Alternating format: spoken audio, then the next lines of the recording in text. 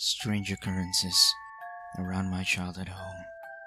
My family and I moved into our first actual house back in early 2004, and although it wasn't the lap of luxury, it was still a nice house. It was located in a cul-de-sac behind a small shopping center in a fairly large town. The family we had purchased it from had a daughter and a son, both of which we met when we were initially visiting the house. The last time I saw the daughter, who was about 17 at the time, was the day they moved out and we moved in. We didn't hear from them ever again after the sale was finalized.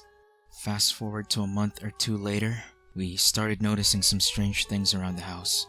It was innocent at first, things that could have easily been explained. We'd noticed that lights would be cut on after we got home. We'd hear creaks coming from the basement at night, things out of place, occurrences of that nature, and stuff started getting really strange. My grandparents came to visit for a few months one summer and they slept downstairs in the basement.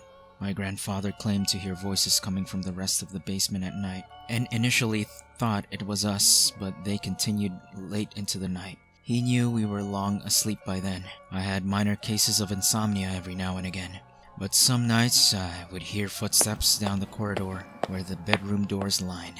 Sometimes I'd think it was my dad, but I knew they happened way too late into the night. One night of my insomnia, I had glanced over to a frame on my wall. The glass on the poster frame reflected the light from a lamppost outside my window, so I could see the reflection of my bedroom on the glass.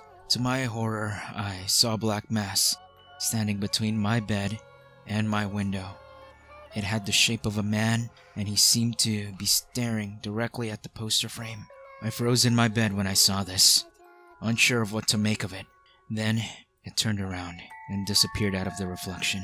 I hid myself under my covers and couldn't sleep for the rest of the night. I wasn't sure what I saw in the reflection, but it spooked me to my core. I reiterated to my mother, who simply dismissed it by saying it might have been my mind playing tricks on me. Then relatives of ours came to visit that following autumn. One afternoon, they left to go to the city, while my mother, my little brother, and I stayed at home. I was in my room when my mother went to take a shower, and my toddler brother was playing with his toys outside the bathtub. She then heard my brother talking to someone. She audibly heard a female say, "Hello," and my little brother repeated the greeting back. My mother thought it was our relatives that had returned, but when she exited the shower, no one was there. My brother wasn't old enough to explain who he was speaking to, but she clearly heard the voice too. That's when we realized something was actually strange about the house. We asked the neighbors if they knew anything about the house or the former owners. My parents tried to contact them, but the phone numbers they left weren't in service anymore. One of our neighbors claimed that the mother of the previous family practiced black magic, and that she abused her children. A strange thing, because the family seemed so kind and friendly when we had met them. Then, that Christmas, I received an RC toy motorcycle that I frequently played with. It lasted about a month before I noticed it would move on its own. It would drive itself into a wall or stop whenever someone picked it up. I told my parents, who investigated it. They switched the motorcycle to off, and the damn thing still moved on its own. Then we removed the batteries and it stopped for about a week.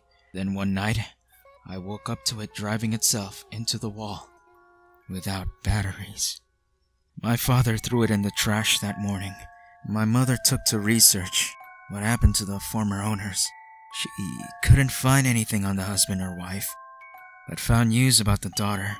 She had committed suicide that month after they had moved out, which she believed that maybe it was her spirit or her entity that had been communicating with my brother.